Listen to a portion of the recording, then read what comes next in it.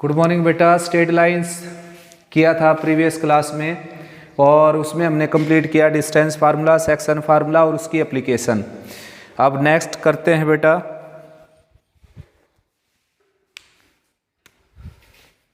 Area of triangle. Collinearity मैंने आपको बता दी थी, कोलिनियरिटी के मैंने दो मेथड बताए हैं और 6 कहा था मैंने आपको कि 6 बताऊंगा। तो डिस्टेंस फार्मूले का यूज़ करके कोलिनियरिटी चेक की हमने, सेक्शन फार्मूले का यूज़ करके कोलिनियरिटी चेक की और बचे हुए मेथड हम बताएंगे जब स्लोप और स्ट्रेट लाइन की इक्वेशन निकाल लेंगे, ठीक है ना। अब आगे स्टार्ट करते हैं area of triangle. Area of triangle और उसके साथ कोलिनियरिटी का तीसरा मेथड भी मैं यहाँ पर बता ही देता हूँ। एरिया ऑफ ट्राइंगल आपने 10th क्लास में कर ही लिया था, 1/2 x y minus y plus x y minus y plus x y minus y और साइक्लिक होते हैं 1 2 3।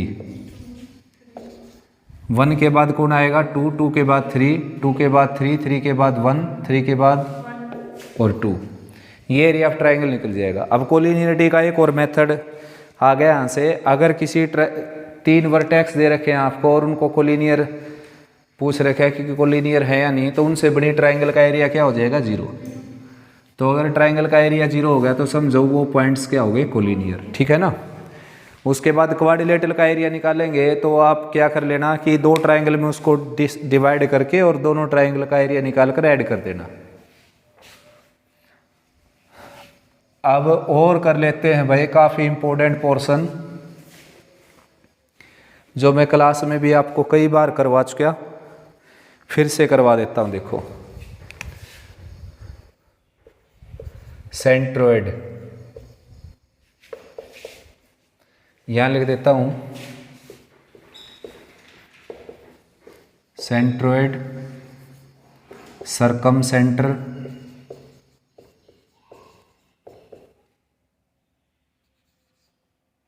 और ऑर्थो सेंटर और इन सेंटर।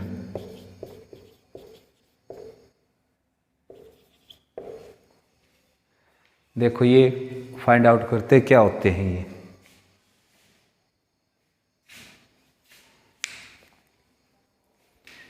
होते क्या हैं ये और इनकी वैल्यू निकलती कैसे है, ध्यान से समझना चारों को। सबसे पहले सेंट्रोइड की बात करते हैं। जैसे कोई ट्राइंगल है आपके पास, कोई भी ट्राइंगल है, obtuse angle triangle, right angle triangle, acute angle triangle, isosceles triangle, isosceles right angle triangle. तो किसी भी ट्राइंगल में आपने क्या करना है, साइड का मिड पॉइंट लेना है। इस साइड का मिड पॉइंट लेना है तो उसके अब मेरे पास 2 मेथड हैं। स्केल से भी मैं माप सकता हूँ मिड पॉइंट को, या फिर मैं कंपास लेकर और आधे से ज़्यादा एक्सपेंड करके उसको और ऐसे आर्क लगा दूंगा। इतना ही एक्सपेंड करके इधर से आर्क लगा दूंगा और इसको ज्वाइन कर दूंगा। तो ये क्या आ जाएगा मिड पॉइंट। अब इस मिड पॉइंट को सामने वाले वर्टेक्स से अगर आप ज्वाइन कर देंगे तो ये हो जाएगी मीडियन, बोलते हैं इसको मीडियन, ठीक है ना।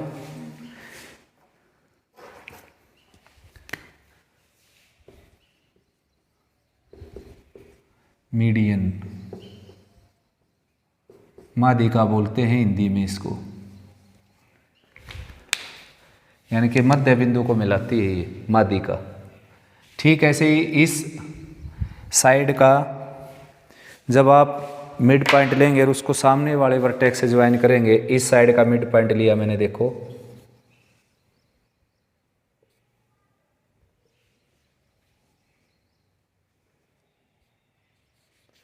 तो इसका मिड पॉइंट हो गया ये मिड पॉइंट हो गया। इसका काम केवल मिड पॉइंट देना था। अब इसको इरेज कर देता हूं मैं, थोड़ा कम लिखा मिलेगा आपको यहाँ पर। अब इसको सामने वाले वर्टेक्स से ज्वाइन कर दूंगा तो ये दूसरी मीडियन आ गई, ये आ गई दूसरी मीडियन। ठीक ऐसे ही तीसरी जो साइड है उसका मिड पॉइंट को सामने वाले वर्टेक्स से ज्वाइन करूंगा तो तीसरी मीडियन आ जाएगी।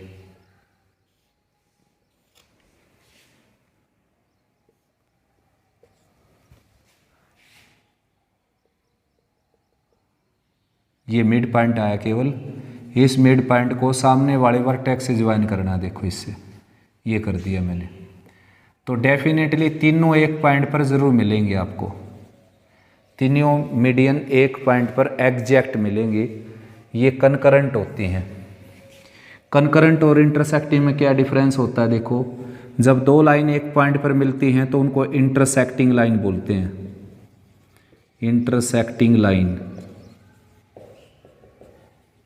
और इसको बोलते हैं पॉइंट ऑफ इंटरसेक्शन, ठीक है ना, पॉइंट ऑफ इंटरसेक्शन। जब दो से ज़्यादा लाइन यानी कि तीन या तीन से ज़्यादा लाइन एक पॉइंट पर मिलकर जाए ना तो उनको कनकरेंट लाइन बोलते हैं, और जहाँ पर मिलती हैं उसको बोलते हैं पॉइंट ऑफ कनकरेंस। तो ये तीनों मीडियंस क्या है, कनकरेंट होती हैं डेफिनेटली, और जो ये पॉइंट ऑफ कनकरेंस होता है यही होता है सेंट्रोइड, इसी को बोलते हैं सेंट्रोइड।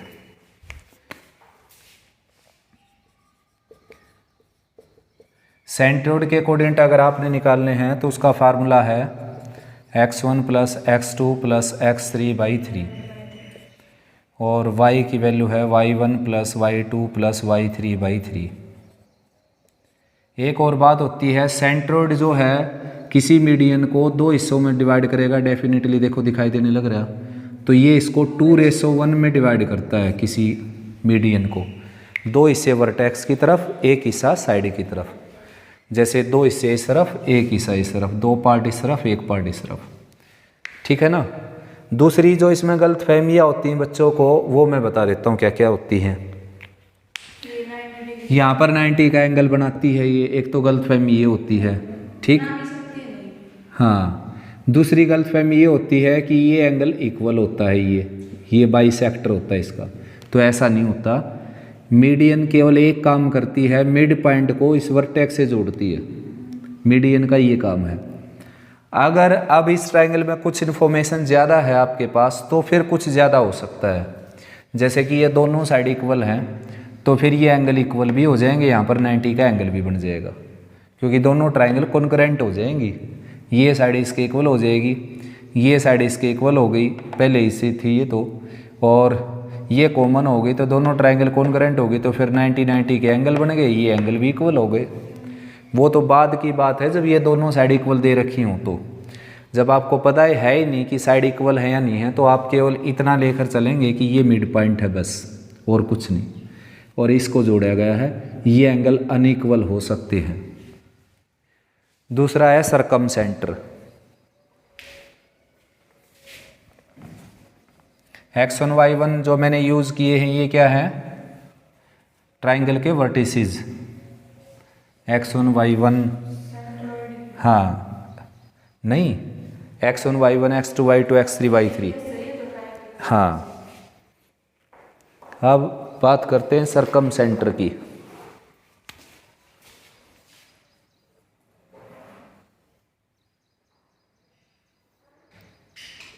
एक ट्रायंगल है जैसे आपके पास, तो उसमें आपने क्या करना है, परपेंडिकुलर बाइसेक्टर ड्रा करना है, परपेंडिकुलर बाइसेक्टर।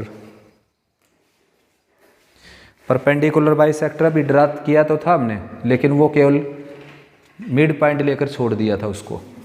अब की बार वही अपना काम करेगा लास्ट तक, परपेंडिकुलर बाइसेक्टर। आधे से ज़्यादा कंपास एक्सपेंड करके ये आर्क लगाओ, उतना ही एक्सपेंड करके यहाँ से ये आर्क लगाओ, और इनको ज्वाइन कर दो स्केल लेकर। डॉटेड लाइन नहीं, कंटिन्यूअस लाइन बनानी है आपने। डॉटेड लाइन तो जब करते हम यूज, जब ये एज ए टूल हो अपने लिए, लेकिन यही मेन है अपने लिए। तो थोड़ी लाइन टेढ़ी चलेगी, स्केल नहीं मेरे पास, तो ये है परपेंडिकुलर बाइसेक्टर।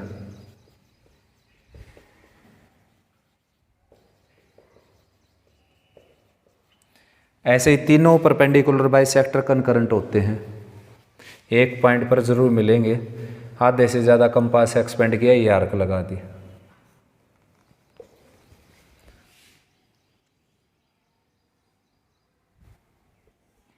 तीनों परपेंडिकुलर बाइसेक्टर एक पॉइंट से ज़रूर होकर जाएंगे। ये दूसरा परपेंडिकुलर बाइसेक्टर हो गया, और ये तीसरा हो गया।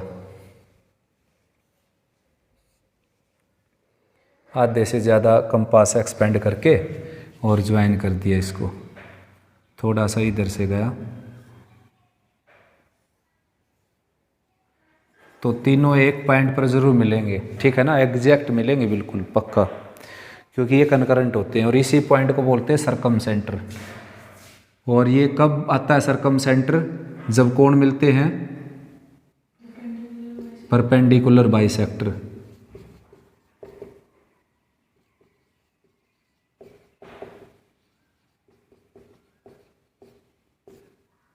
ठीक है ना। और इसके देखो दो नाम हैं, दो नाम से बनाएगी, परपेंडिकुलर बाइसेक्टर। तो दो ही काम करता है ये। हिंदी में बोलते हैं इसको लंब समद्विभाजक। 90 का एंगल बनाता है, यानी कि लंब होता है इसके ऊपर और साथ में बाइसेक्ट भी कर देता है, परपेंडिकुलर बाइसेक्टर, दो नाम इसके। इसको हिंदी बोलते हैं परिकेंद्र।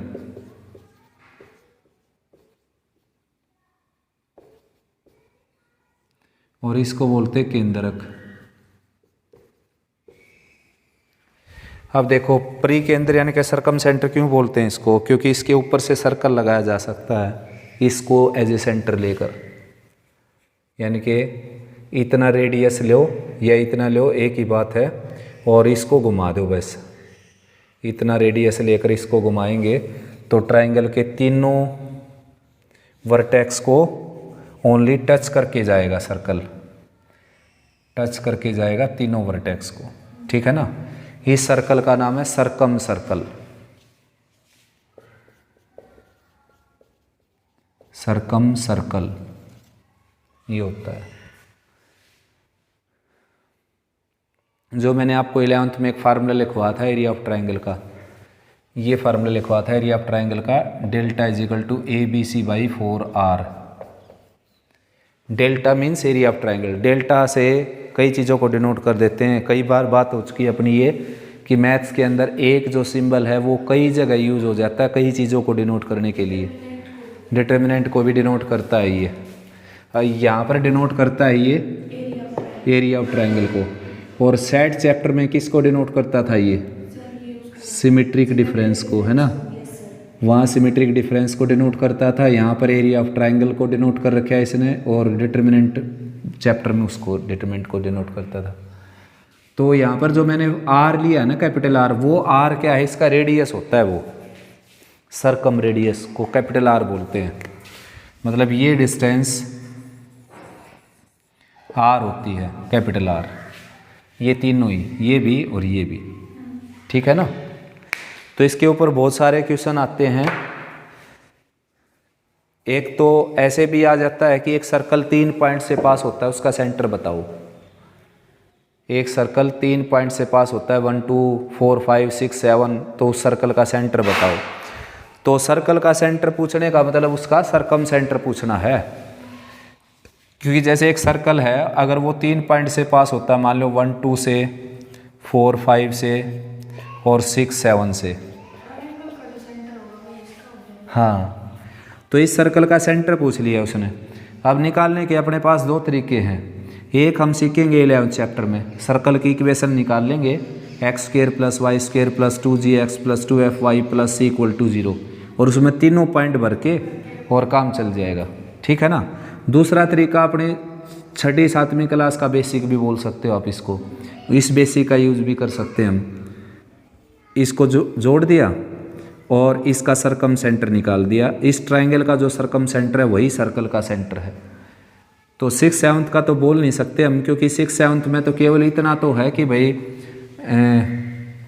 सरकम सेंटर क्या होता है, लेकिन सरकम सेंटर को फाइंड आउट नहीं कर सकते हम 6 7 क्लास में। वो 10th और 11th को यूज़ करना पड़ेगा हमारे को, 9 10th 11th को। तो भाई ये था सरकम सेंटर और परपेंडिकुलर बाइसेक्टर, तीनों जहाँ पर मिलेंगे उससे आता है ये। अब इसको फाइंड आउट कैसे करें, बात है ये। तो बेटा इसका रेडीमेड फार्मूला भी है, वो भी यूज़ कर सकते हो आप। और भाई एक मेथड है जो बहुत ज़्यादा आसान है, वो यूज़ कर सकते हो। तो रेडीमेड फार्मूला तो काफ़ी लेंथी है, वो रेडीमेड फार्मूला जो है वो sin 2a sin 2b sin 2c की फॉर्म में है, वो एंगल निकालने पड़ेंगे आपको। उससे बढ़िया है इसका मैकेनिज्म से आप इसको कर लो। तो तरीका क्या है देखो, अब सर्कल को हटा देता हूँ मैं, केवल ये ले लिया मैंने। कोई दो परपेंडिकुलर बाइसेक्टर ले लो, केवल दो, तीनों लेने की जरूरत नहीं है आपने। कोई दो परपेंडिकुलर, वैसे ये तीनों पॉइंट मैंने कोलिनियर ले लिए, अब शायद कोलिनियर ना हो। तो ये ट्रायंगल है, इसका आपने सरकम सेंटर निकालना है। और सरकम सेंटर कब आता है, जब परपेंडिकुलर बाइसेक्टर मिलते हैं आपस में, उस पॉइंट पर सरकम सेंटर आता है। ये भी तीसरा ऐसे ही, तो ये है वो पॉइंट सरकम सेंटर। तीसरा लगाने की जरूरत नहीं है आपने। अब एक बार तो मैं इसको 10वीं क्लास से जोड़ता हूँ सवाल को। 10वीं क्लास में आपने तीसरा चैप्टर पढ़ा था, linear equation with two variables. उसमें क्या निकाला था, एक्स वाई की वैल्यू निकालते थे आप। जैसे कि एक इक्वेशन ये होती थी और दूसरी इक्वेशन ये है जैसे, तो यहाँ से इन दोनों को सोल्व करके एक्स वाई की वैल्यू निकाला करते। तो एक्स वाई की वैल्यू किसको रिप्रेजेंट करती थी, इनके पॉइंट ऑफ इंटरसेक्शन को रिप्रेजेंट करती थी वो। यानी कि जब दो लाइन आपस में एक जगह पर मिलती है ना, उस पॉइंट को अगर आपने निकालना है तो दोनों की इक्वेशन सोल्व कर दो आप, वो पॉइंट ऑफ इंटरसेक्शन आ जाएगा। मतलब एक्स वाई की ऐसी वैल्यू आ जाएंगी जो दोनों लाइन को सेटिस्फाई करती हैं, तो वो तो पॉइंट ऑफ इंटरसेक्शन ही होगा ना। तो फिर यही तो बात है इसमें भी। अगर आपके हाथ इसकी इक्वेशन लग जाए और इसकी इक्वेशन लग जाए आपके हाथ, तो आप ये पॉइंट निकाल सकते हो। ठीक है, बड़ा आसान है। तो ये तो था 10th क्लास का काम। अब इक्वेशन कैसे मिले आपको, ये है काम 11th का। और जो चैप्टर चल रहा है अपना उसी का है। स्ट्रेट लाइन की इक्वेशन 10.3 में पढ़ना शुरू करेंगे हम। कल मैंने बताई भी थी और 10th में भी बता दी थी मैंने। आपकी क्लास जिस बच्चे ने मेरी क्लास अटेंड की थी उसमें मैंने स्ट्रेट लाइन की इक्वेशन को कैसे फाइंड आउट करते हैं ये बता दिया था। यहाँ पर थोड़ा सा और बता देता हूँ मैं। देखो, सबसे पहली बात तो है कि स्ट्रेट लाइन की इक्वेशन मोटे मोटे तौर पर जब हम निकाल सकते हैं जब उसका एक पॉइंट हो और स्लोप हो। स्लोप का मतलब होता है झुकाव, इसके बाद स्लोप ही पढ़ना हमने। या फिर उसके दो पासिंग पॉइंट हो, जब स्ट्रेट लाइन की इक्वेशन निकल सकती है। तो दो पॉइंट तो है नहीं अपने पास, एक तो पॉइंट है, देखो मिड पॉइंट है ये। तो 1 + 4 5 5/2 हो गया ये, और 8 + 2 10 उसका 5 हो गया। तो पॉइंट तो आ गया अपने पास। अब स्लोप की ज़रूरत है। तो स्लोप जब आता है जब लाइन के दो पासिंग पॉइंट दे रखे हो या उसका एंगल दे रखा हो एक्स एक्सिस पर एंटी क्लॉकवाइज डायरेक्शन में। तो भाई अभी इसका स्लोप निकाल सकता हूँ मैं। स्लोप निकालने का तरीका है y2 - y1 x2 - x1। तो 8 - 2 डिवाइडेड बाई 4 - 1, तो ये आ गया 6/3 यानी कि 2/1। तो इस लाइन का स्लोप 2/1 आ गया। अब स्लोप के बारे में एक बात है कि अगर दो लाइन एक दूसरे पर 90 डिग्री का एंगल बनाती हो ना, तो दोनों के स्लोप एक दूसरे के नेगेटिव रेसिप्रोकल होते हैं। इसका स्लोप अगर 2/1 है तो इसका स्लोप -1/2 हो जाएगा। जिस लाइन का स्लोप मेरे को ज़रूरत है ना उसका लाइन का स्लोप हो जाएगा -1/2।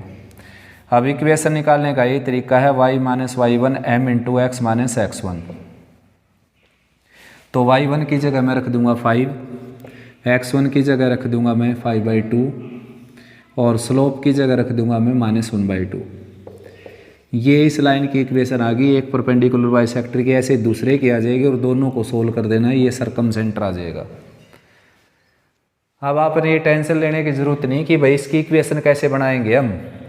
आप केवल आज इतना ही सीखो कि भाई परपेंडिकुलर बाइसेक्टर कैसे निकालते हैं।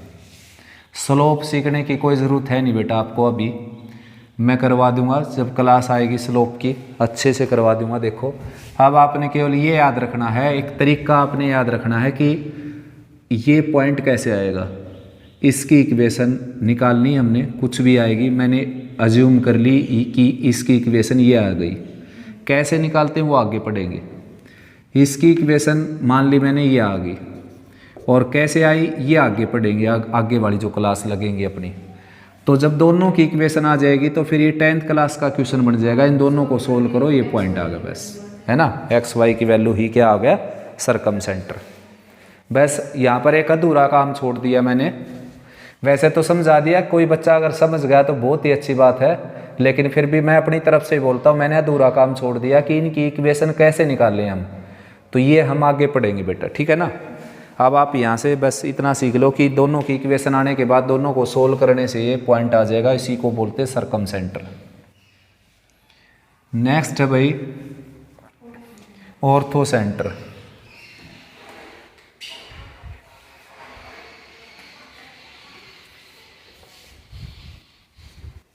तो ऑर्थो सेंटर में क्या करना है, एक ट्रायंगल है अपने पास, ट्रायंगल तो हर किसी केस में होगी। यहाँ पर कंपास रख के और ऐसे एक आर्क लगा देनी है इस तरीके से। अब इस आर्क का हाफ कर देना आपने, इस आर्क का हाफ कर दीजिए ऐसे, ये कर दिया, और इसको इससे ज्वाइन कर दीजिए। ये ठीक है ना, इसको बोलते हैं एल्टीट्यूड, शीर्ष लंब बोलते हैं, यानी कि शीर्ष से लंब डाल दिया हमने इसके ऊपर 90 डिग्री का एंगल, इसके शीर्ष से 90 डिग्री का एंगल डाल दिया, ठीक है ना, एल्टीट्यूड। ठीक ऐसे ही दूसरा एल्टीट्यूड ऐसे ही डाला जाएगा।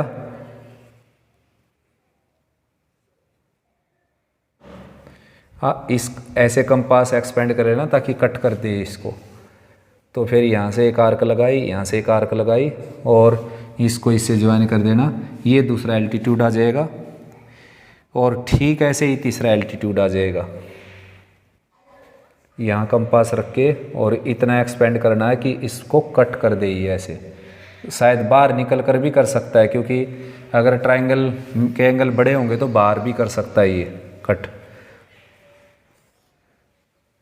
मेरा शायद ये मार्कर स्लिप हो गया था इसलिए बाहर निकल गया ये, देखता हूँ। नहीं ठीक है, बिल्कुल ठीक है ना, बाहर भी कट कर सकता है इसको प्रोड्यूस करने के बाद। प्रोड्यूस किया मैंने तब बाहर कट किया ऐसे। तो जहाँ पर ये मिलेंगे ना तीनों, वही होता है ऑर्थो सेंटर, ये होता है ऑर्थो सेंटर। और निकालने का फिर से वही तरीका जो सरकम सेंटर का है।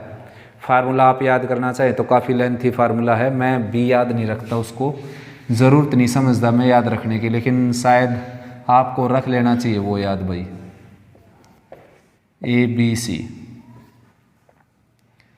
केवल ऑर्थो सेंटर निकालना तो उसका कोई काम है ही नहीं। और वैसे भी हाँ, किसी एग्जाम में ऐसे आ जाए कि फार्मूला बताओ इनमें से कौन सा फार्मूला ऑर्थो सेंटर का है, तो फिर तो मुश्किल हो सकती है। वरना ऑर्थो सेंटर निकालने का इससे आसान तरीका नहीं मिलेगा जो मैं बताने लग रहा हूँ। देखो क्या है कि तीनों वर्टेक्स दे रखे होंगे आपको ट्रायंगल के, तीनों नहीं होंगे तो आप काम ही नहीं कर सकते उसके ऊपर। ये वाला कोई भी वाला कोई काम नहीं होगा। तो ये एल्टीट्यूड है। देखो अब मैंने बताया कि कोई दो लाइन ले लो बस, जैसे परपेंडिकुलर बाइसेक्टर में बताया था वैसे ही यहाँ पर बताने लग रहा हूँ। कोई दो लाइन लेकर दोनों की इक्वेशन निकाल कर दोनों को सोल्व कर लो। मान लो इसकी इक्वेशन है x - 2y + 7 = 0 और इसकी इक्वेशन है -x + y + 8 = 0। दोनों को सोल्व करो, ये पॉइंट आ जाएगा। अब इसकी इक्वेशन कैसे आएगी, उससे भी आसान है परपेंडिकुलर बाइसेक्टर वाले से। उसमें तो मिड पॉइंट लिया था मैंने, इसमें तो एक पॉइंट तो दे ही रखे उसने, पासिंग पॉइंट। बस इसका स्लोप निकाल कर नीचे वाली का और नेगेटिव रेसिप्रोकल कर दो, इसका स्लोप आ जाएगा। और फिर इक्वेशन आ जाएगी y - y1। y1 कौन है ये, x1 कौन है ये लगा दिया यहाँ पर y1 x1। यहाँ पर स्लोप नीचे वाली का ले लो आप, y2 - y1 से निकलेगा slope y2 - y1 / x2 - x1। तो नीचे वाली का स्लोप हो गया 3/0, तो इस लाइन का स्लोप हो गया -0/3। नेगेटिव रेसिप्रोकल, क्योंकि 90 के एंगल की रिलेशन है ना दोनों की, जो लाइन आपस में 90 पर मिलती हैं उनके स्लोप एक दूसरे के नेगेटिव रेसिप्रोकल होते हैं। और 0 के केस में आप माइनस लगाओ या मत लगाओ, आपकी मर्जी है। और इसकी तो इक्वेशन भी बहुत ही आसान होगी, y की वैल्यू सीधी 2 आ गई यहाँ से। अब दूसरी जो इक्वेशन बनेगी ना उसमें y की वैल्यू सीधी 2 भर के ये पॉइंट आ जाएगा। ठीक है ना, ये था ऑर्थो सेंटर कैसे निकालते हैं। उसके बाद लास्ट में है इन सेंटर। ऑर्थो सेंटर में ये जो एल्टीट्यूड है उसमें क्या क्वालिटी होती है, वर्टेक्स से आएगा और 90 का एंगल बनाएगा, जरूरी नहीं मिड पॉइंट पर आएगा। क्योंकि देखो ये ट्राइंगल है आपकी, इसका एल्टीट्यूड तो बाहर भी निकल जाएगा, बल्कि एल्टीट्यूड 3 तरीके से डलता है किसी ट्राइंगल पर। बाहर भी डल जाता है, देखो बाहर डल गया ये एल्टीट्यूड, ट्राइंगल के ऊपर भी नहीं आया अंदर। एक ऐसा हो सकता है कि ट्राइंगल के अंदर तो आएगा लेकिन बाइसेक्ट का तो मतलब ही नहीं होता कि बाइसेक्ट हमेशा करेगा। देखो ये लेंथ ज़्यादा होगी, ये छोटी होगी। हाँ बिल्कुल। और एक ऐसा है कि ट्रायंगल की 90 वाली साइड ही इसका एल्टीट्यूड होती है। जैसे जैसे देखो यहाँ से आप एल्टीट्यूड डाल कर देख लो, ऐसे इसको बढ़ाने से कट करोगे तो ये यहीं से आएगा, इसका एल्टीट्यूड यहीं से आएगा, ठीक है ना, और इसका एल्टीट्यूड यहाँ से आएगा। तो ट्रायंगल में अगर 90 डिग्री का एंगल है तो 90 वाला वर्टेक्स ही इसका ऑर्थो सेंटर होता है। और एक केस ऐसा भी जिसमें बाइसेक्ट भी कर जाएगा, देखो बाइसेक्ट भी कर गया, 90 का एंगल तो बनाता था ही। ये तब होगा जब ये दोनों साइड इक्वल होंगी, है ना, ये एंगल भी इक्वल हो जाएगा, 90 का एंगल तो था ही, ये दोनों साइड भी इक्वल हो जाएंगी, दोनों ट्रायंगल कॉन्करेंट हो जाएंगी। नेक्स्ट और लास्ट है इन सेंटर।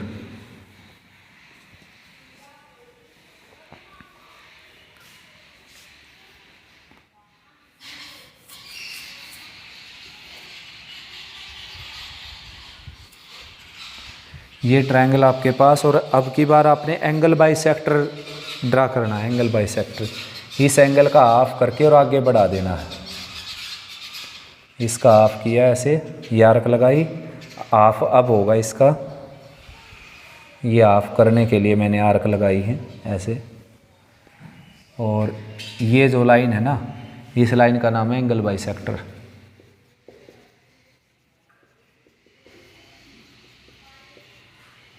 ठीक ऐसे ही तीनों एंगल बाइसेक्टर एक पॉइंट पर ज़रूर मिलेंगे क्योंकि ये कनकरेंट होते हैं। ये एंगल बाइसेक्टर हो गया, देखो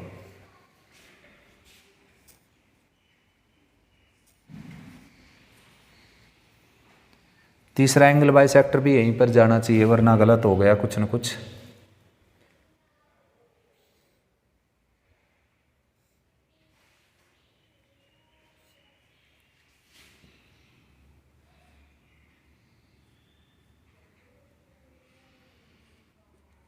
तीसरा भी यहीं से जाएगा। तीनों एंगल बाइसेक्टर एक पॉइंट पर डेफिनेटली मिलेंगे क्योंकि कनकरेंट होते हैं ये। इनका नाम है एंगल बाइसेक्टर तीनों का, और इसका नाम है इन सेंटर। इन सेंटर।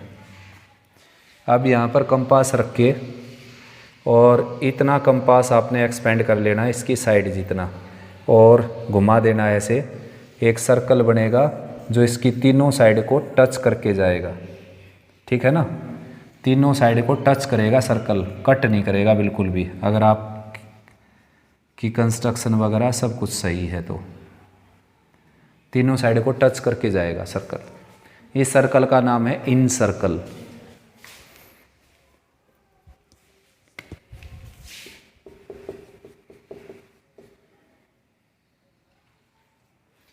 जो एक ट्रिग्नोमेट्री में फार्मूला लिखवाया था मैंने आपको एरिया ऑफ ट्रायंगल का, आर एस, यहाँ पर जो स्मॉल आर ले रखे हैं ना वो इसी का रेडियस होता है, इन सर्कल का रेडियस होता है स्मॉल आर, और एस तो आप जानते हो ही सेमी पेरीमीटर। तो एरिया ऑफ ट्रायंगल आ सकता है अगर किसी ट्रायंगल का इन रेडियस दे रखा हो और साथ में उसकी तीनों साइड का सम दे रखा हो, या फिर उनका हाफ दे रखा हो, सम का हाफ दे रखा हो, तो ट्रायंगल का एरिया इस तरीके से निकाल सकते हो आप। तो भाई इन सेंटर निकालने का भी एक फार्मूला है, रेडीमेड फार्मूला है, वो आसान है, वही यूज़ करेंगे हम। तो उसका फार्मूला होता है a into x one, b into x two plus c into x three, a plus b plus c, a y one plus b y two plus c y three divided by a plus b plus c. ये है इन centre निकालने का formula. A B C के बारे में बता देता हूँ क्या है। ये ट्रायंगल है जैसे आपकी ए बी सी, तो कैपिटल ए के सामने जो साइड है उसको स्मॉल ए बोला जाएगा, स्मॉल ए। ये वर्टेक्स हो गया x1 y1, ये वर्टेक्स हो गया x2 y2, ये वर्टेक्स हो गया x3 y3, ठीक है ना। तो A है कैपिटल A के सामने वाली साइड, B है कैपिटल B के सामने वाली साइड, यानी कि AC साइड को B लिख रखा है मैंने यहाँ पर। ये कौन सी साइड है? BC। ये कौन सी साइड है? AC। और ये कौन सी साइड है? AB। ये तीनों साइड का सम हो गया, कोई कहीं पर लिख दो चाहे। ये BC, ये AC और ये AB। तो कैपिटल C के सामने जो साइड है वो है स्मॉल c बस। ये है फार्मूला इन सेंटर निकालने का। इन सेंटर को अंतः केंद्र बोलते हैं हिंदी में।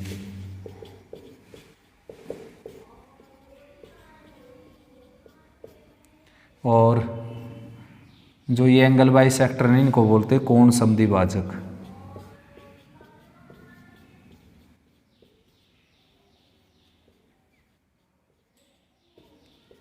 Angle bisector. एंगल बाइसेक्टर में केवल क्वालिटी ये होती है कि ये केवल एंगल का हाफ करके जाता है। ये एंगल और ये एंगल इक्वल होते हैं बस, और कुछ कोई क्वालिटी नहीं होती। दूसरी क्वालिटी हो सकती है अगर ये दोनों साइड इक्वल हों तो 90 का एंगल भी बन जाएगा और ये बाइसेक्ट भी कर देगा सामने वाली साइड को। अब अगर आपके पास एक इक्विलेटरल ट्राइंगल है ना, तो ये चारों पॉइंट एक ही पॉइंट पर आ जाएंगे, कंसाइड कर जाएंगे। अगर कोई इक्विलेटरल ट्राइंगल में ये काम करता है तो इन सेंटर निकालता है वो, सेंट्रोइड निकालता है वो, ऑर्थो सेंटर निकालता है वो, और हाँ सरकम सेंटर निकालता है कोई, तो चारों के चारों पॉइंट कंसाइड कर जाएंगे। और वैसे अगर ट्राइंगल इक्विलेटरल नहीं होगी तो चारों पॉइंट एक ही लाइन पर आएंगे। एक ट्राइंगल में चारों पॉइंट निकाल कर देखना आप, चारों पॉइंट जो है ना वो एक ही साइड पर आ जाएंगे, मतलब कोलिनियर हो जाएंगे चारों।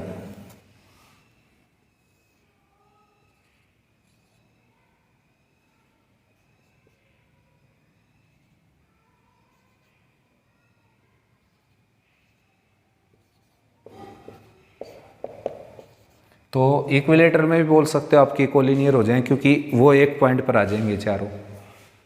तो ट्राइंगल कोई भी हो उसमें अगर आप ये चारों पॉइंट निकालते हो तो ये चारों पॉइंट एक लाइन में आ जाएंगे, और ट्राइंगल इक्विलेटर होगी तो कंसाइड भी कर जाएंगे। ओ का मीनिंग क्या है यहाँ पर? Ortho centre.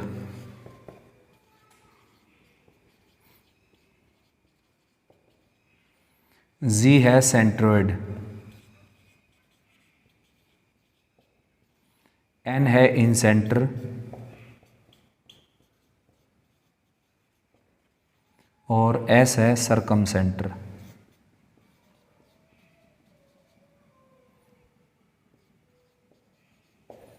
ये इनका रेशो होता है बेटा 3:1:2, ठीक है ना। यानी कि इनके हमेशा ऑलवेज 3:1:2 का रेशो होता है इनका। अगर मैं OGS लिखूं, OGS, ओ क्या हो गया? ऑर्थो सेंटर, ऑर्थो लिख दिया केवल मैंने। जी क्या हो गया? सेंट्रोइड। एस क्या हो गया? सरकम centre.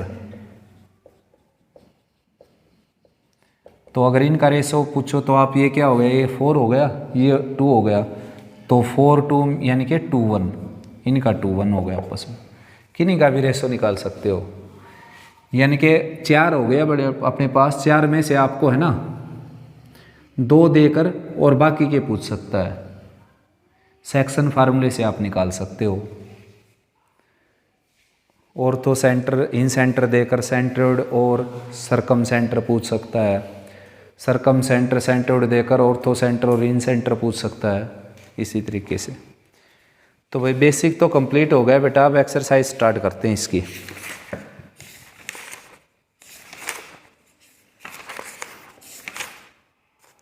Distance between point this and this is 5, then find value of a. आराम से हो जाएगा ये क्वेश्चन।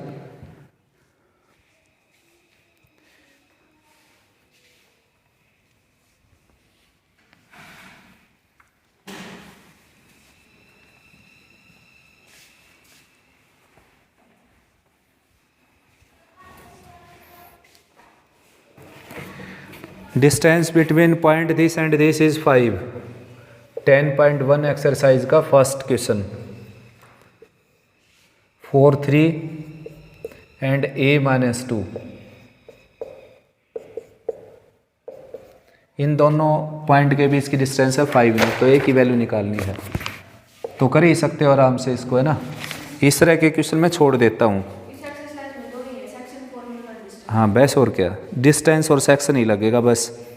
नेक्स्ट है find the coordinate of the point whose distance 3, 5 is 5 and from 0, 1 is 10। ये भी हो जाएगा। If the distance of point P x y from point a0 be a plus x then prove that. ये मैं थोड़ा सा बता देता हूँ। Third question, if distance of point P x y from point a0 is a plus x, मतलब इनके बीच की जो डिस्टेंस है वो दे दी a प्लस एक्स। तो आपने प्रूव करना y² = 4ax। वैसे तो काफ़ी ईजी है, ये भी कोई दिक्कत है नहीं इसमें। डिस्टेंस निकाली, x - a का स्क्वायर करो या a - x का स्क्वायर, y - 0 का स्क्वायर करो या 0 - y का square under the square root. Right में डिस्टेंस लिख दो, स्क्वेयरिंग बोथ साइड करोगे तो ये आंसर आ जाएगा अपने आप, ठीक है ना। बस स्क्वेयरिंग बोथ साइड करने से। तीसरा सम था ये। फोर्थ सम देखो, what is the point on x axis from this and this is equidistant. x axis पर एक ऐसा पॉइंट बताना है जो इन दोनों पॉइंट से इक्विडिस्टेंट हो।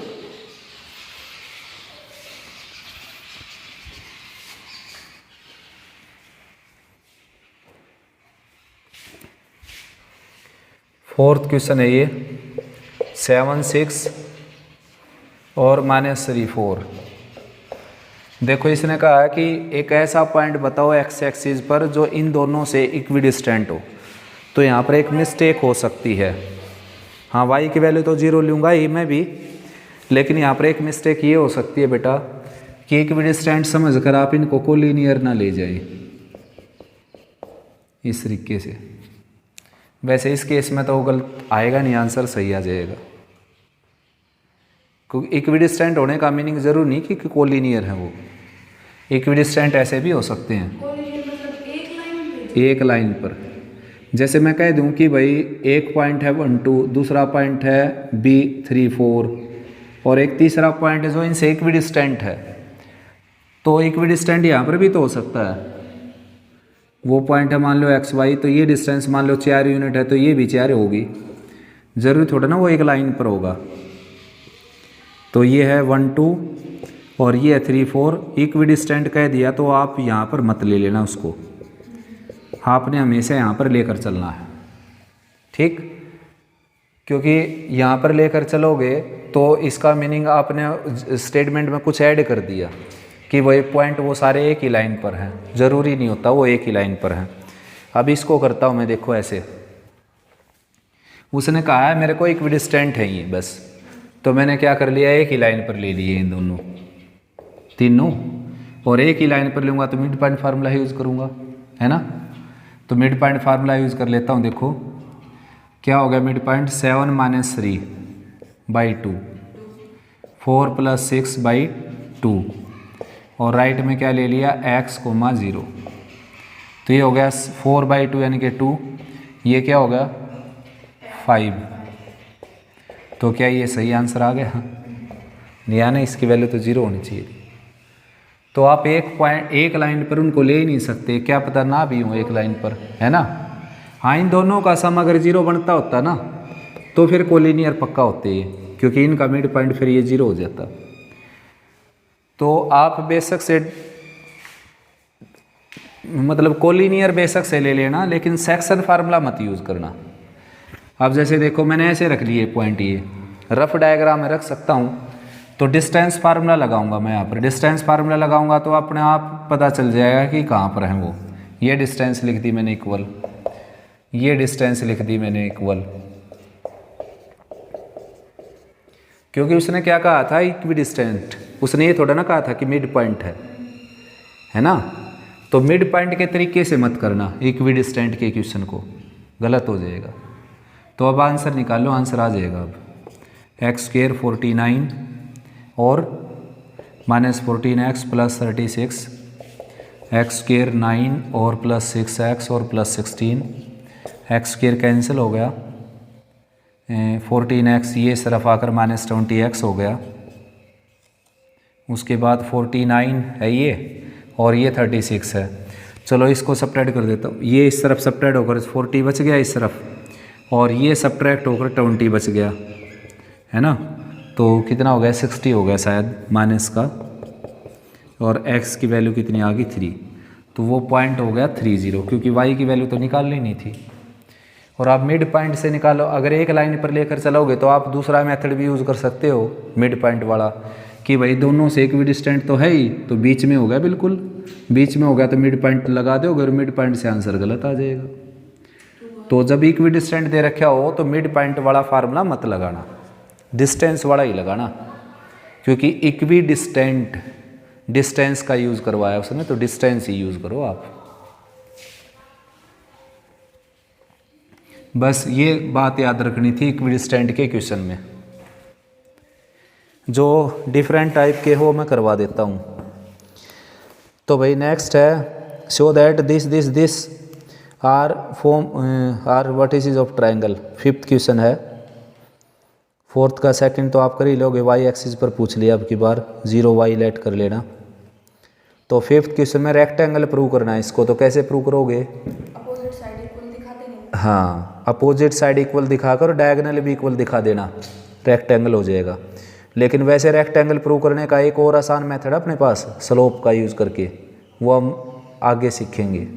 आगे मैं चारों को बता दूंगा, मैं स्क्वायर कैसे चेक करते हैं, रेक्टेंगल, पैरेललोग्राम, रोम्बस कैसे चेक करते हैं, केवल स्लोप का यूज़ करवा के, बहुत ईजी।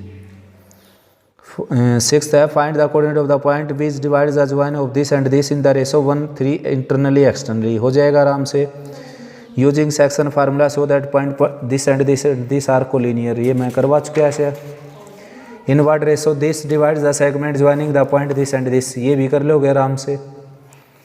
9th है determine the ratio in which the line this divide the join of this and this, ये मैंने कल करवा दिया था ये भी। 10th है this and this are the vertices of triangle, find the length of its median.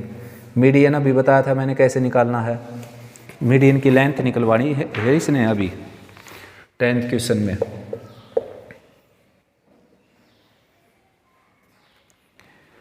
Tenth question है, एक पॉइंट है -1,3, सेकंड है 1 - 1 और थर्ड है 5,1।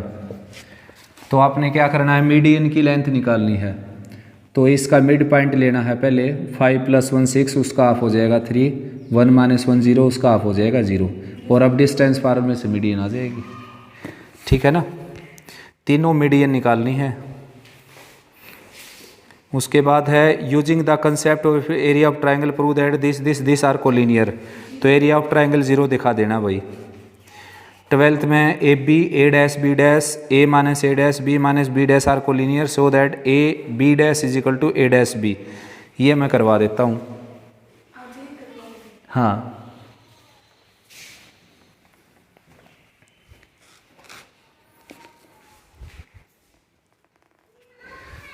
तो ये मैं करवा देता हूँ बेटा 12th क्वेश्चन।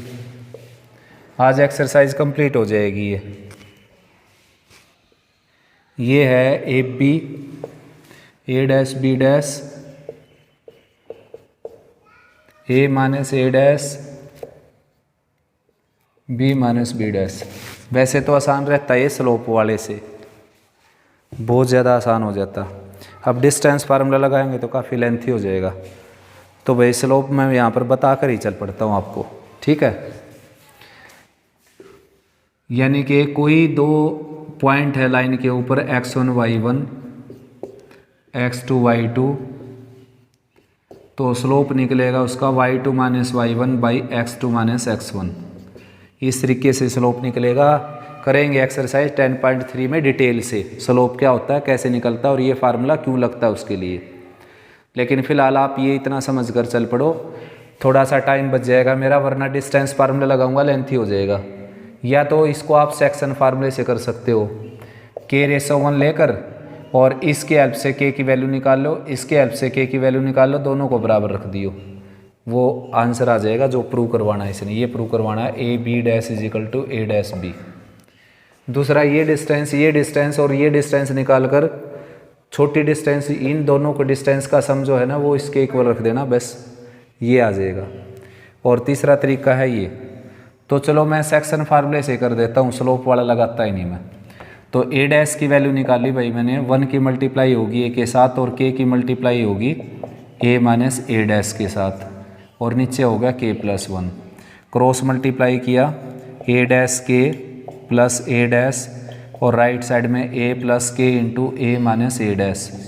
वैल्यू निकालना चाहता हूँ के की, तो इसको लेफ्ट में ले आता हूँ, ए डैश और माइनस लेफ्ट में ले आऊँगा तो ये साइन चेंज हो जाएगा, ये प्लस का हो जाएगा, ये माइनस का हो जाएगा, ए डैश और माइनस ए, और राइट में हो गया ए माइनस ए डैश। तो के की वैल्यू निकल गई मेरे पास a minus A dash divided by 2 dash minus a. अब इसके हेल्प से के की वैल्यू निकालता हूँ, b dash is equal to 1 की मल्टीप्लाई बी के साथ, के की मल्टीप्लाई इसके साथ, k into B minus B dash, और नीचे के प्लस 1। ये मल्टीप्लाई पूरी मत करना ज़रूरत नहीं इसकी, ये क्रॉस मल्टीप्लाई किया, k b dash plus B dash is equal to b plus k into B minus B dash. तो ये टर्म इस तरफ ले आया और कॉमन ले लिया यहाँ पर, यह आ जाएगा B dash plus B dash और माइनस बी, लेफ्ट में आकर इसका साइन चेंज हो जाएगा, बी माइनस बी डैश ये राइट में हो गया। तो के की वैल्यू आ जाएगी B minus B dash divided by 2b dash और माइनस बी। तो स्लोप को मैं 10.3 में ही करवाऊंगा डिटेल से आपको, ठीक है। अब दोनों को इक्वल रख देता हूँ, इन दोनों को इक्वल रख दिया, देखो a minus A dash 2a dash minus a, b minus B dash 2b dash minus b, cross multiply कर देंगे, यह आ जाएगा 2ab डैश माइनस ए बी, और minus 2a dash B dash plus ए डैश बी, और फिर 2a डैश बी की इसके साथ 2a डैश बी, और बी की इसके साथ माइनस ए बी, फिर माइनस बी डैश की इसके साथ minus 2a dash B dash, और बी डैश की इसके साथ प्लस ए डैश बी डैश। तो पहले तो इसी को कट कर देता हूँ, ज़रूर मिलेगा, ये रहा है ना। अब ए बी का नंबर आया, ये बी कट गया, बस और कोई नहीं, कैंसिल होगा मेरे ख्याल में, डबल डैश वाला भी कैंसिल हो जाएगा, ये होगा, क्योंकि एक बार ऐसा बचेगा जिसमें ए के ऊपर डैश नहीं है, बी के ऊपर है। तो ये बच गया 2ab डैश और राइट में 2a डैश बी, 2 कैंसिल हो गया, A B dash is equal to A dash B. तो डिस्टेंस फार्मूले से, तो सेक्शन फार्मूले से इजी पड़ेगा क्वेश्चन।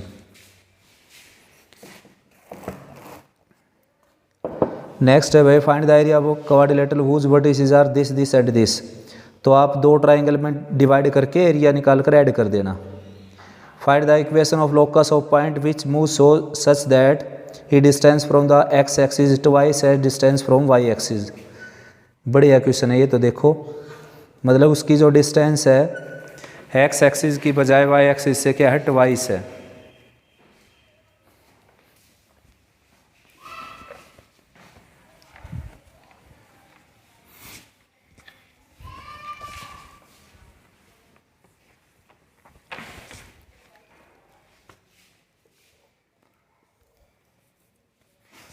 क्वेश्चन नंबर है 14। Find the equation of locus of point which move so that it distance from the x axis is twice as its distance from y axis. मतलब एक example के तौर पर मैंने ये लिख दिया कि वो ऐसे मूव करता है, वो पॉइंट की एक्स एक्सिस से उसकी डिस्टेंस मापें। तो एक्स एक्सिस से बताया था कैसे मापते हैं, परपेंडिकुलर डालकर। तो ये डिस्टेंस इस डिस्टेंस से 2 गुनी है। ये कौन है y, जो मैंने यहाँ लिख रखा है, ये कौन है x। तो दोनों में क्या रिलेशन हो गई, ये हो गई। मैंने क्या कर दिया, एक्स वाई को इक्वल रख दिया, लेकिन जो ये y है ना, इसकी डिस्टेंस कौन होगी, y तो होगी। डिस्टेंस परपेंडिकुलर डालोगे ये, तो डिस्टेंस फार्मूले से इसकी डिस्टेंस y तो आएगी, इसकी डिस्टेंस x आएगी। तो y 2 गुना है x से, मैंने रख दिया इक्वल, तो 2 से गुना करना पड़ेगा बस। ये लोकस आ गया। लोकस का मीनिंग रास्ता, इक्वेशन उसकी। प्लस माइनस का साइन लगाना चाहो लगा सकते हो आप, क्योंकि दूसरी साइड भी हो सकता है ना।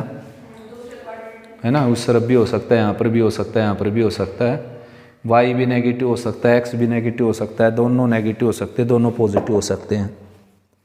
लास्ट क्वेश्चन आ गया, a point such that difference of the square of the distances from two fixed point this and this is constant and equal to 2a, then find its locus.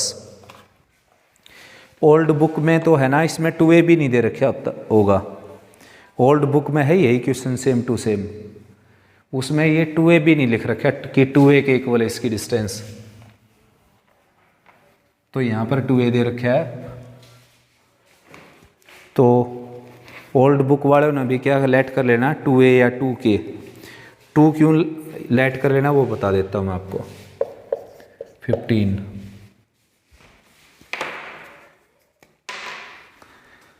तो a point such that difference of square of distance from two fixed point, एक point है x y P point, और ये बताया उसने ए point है a0 और B point -a0, तो डिस्टेंसेस के स्क्वायर का डिफरेंस बताया उसने, the difference of square of distances, difference of square of distances, यानी कि पहले डिस्टेंस निकालनी, फिर स्क्वायर करनी, फिर डिफरेंस करना, यानी कि P A square minus P B square is equal to 2a।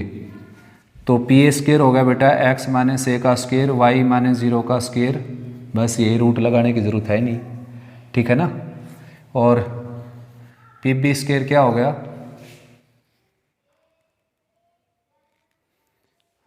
देख लेते हैं एक बार डिस्टेंस का स्क्वायर क्या है। सच that difference of the square of distances, यही है ना, difference of square of distance, यानी कि डिस्टेंस के स्क्वायर का डिफरेंस, तो रूट नहीं लगाएंगे हम, और ये है x प्लस ए का होल स्क्वायर और y माइनस 0 का होल स्क्वायर, राइट में 2a, तो x square plus a square minus 2ax, y square minus x square minus a square और माइनस 2ax और minus y square, right side में 2a, तो x square y square ये cancel हो गए, Y square cancel हो गया, और माइनस 4ax आ जाएगा 2a के इक्वल, ठीक है ना। तो उसके बाद भाई ये कैंसिल कर देता हूँ मैं, यानी कि x की वैल्यू आ गई 2a बाई माइनस 4a, तो x की वैल्यू आ जाएगी -1/2। अब x जो है बेटा वो नेगेटिव भी हो सकता है, पॉजिटिव भी हो सकता है, ठीक है ना, क्योंकि x एक पॉइंट है और ये डिस्टेंस के स्क्वायर का डिफरेंस बताया था उसने, तो डिफरेंस जो होता है, डिफरेंस मैं बताऊं आपको क्या होता है। देखो जैसे कि मैं आपसे पूछ लूं कि 5 और 8 में डिफरेंस बताओ, तो 3 बताओगे आप, क्योंकि आपने बड़े में से छोटे को माइनस करके बताना होता है, बड़े में से छोटे को माइनस करके। अब आपको क्या पता ये डिस्टेंस बड़ी है, ये डिस्टेंस बड़ी है ना, तो इसलिए क्या लगाना पड़ेगा, यहाँ पर ये लगाना पड़ेगा आपने, या फिर 2 बार करना पड़ेगा क्वेश्चन को, एक बार ये कर दिया, एक बार पी बी स्क्वायर को आगे लिख दो, पी ए स्क्वायर को बाद में लिख दो, 2 बार करना पड़ेगा, तो इसलिए 2 आंसर आ जाएंगे प्लस माइनस के, ठीक है ना, आए समझ में। तो यहाँ तक कंप्लीट करो बेटा इसको, एक्सरसाइज 10.1 कंप्लीट होगी, 10.2 स्टार्ट करते हैं नेक्स्ट क्लास में। अच्छे से रिवाइज करो, कोई प्रॉब्लम है तो कमेंट सेक्शन में लिख सकते हो।